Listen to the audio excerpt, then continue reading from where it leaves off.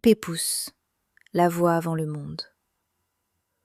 Dans mon village, avant que le monde ne devienne bruyant, avant que les écrans ne parlent plus fort que les hommes, il y avait une voix. Cette voix, c'était Pépousse. On ne le regardait pas vraiment, on l'écoutait. À 7 heures précises, il traversait le matin avec son mégaphone, comme un coq humain, chargé de réveiller tout un monde. Pas un jour de retard, pas une absence.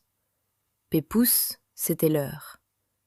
Et avant chaque annonce, il lançait toujours son slogan. « Toute pantalette, santibonnaise !» Je dois être honnête, moi je n'ai jamais vraiment su ce que ça voulait dire. Peut-être que j'ai une idée.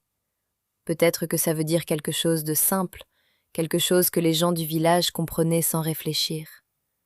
Mais la vérité, c'est que seuls ceux qui l'ont vécu peuvent l'expliquer. Moi, je ne fais que m'en souvenir. Parce que ces mots-là n'étaient pas faits pour être analysés.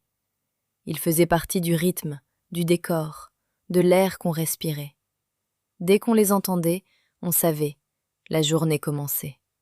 Après ça, Pépousse parlait. Des bals, des commerces, des annonces du jour. Mais il ne faisait pas que passer des messages. Il donnait vie au village. Même sans sourire, il faisait rire. Même sans bouger, il rassemblait. Sa voix allait plus loin que lui.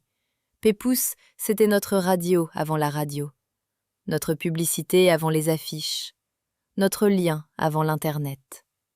Et aujourd'hui encore, je ne sais pas exactement ce que voulait dire son slogan, mais je sais ce que ça faisait. Ça réveillait, ça appelait, ça rassemblait. Et parfois, comprendre les mots n'est pas nécessaire quand on a déjà compris leur effet.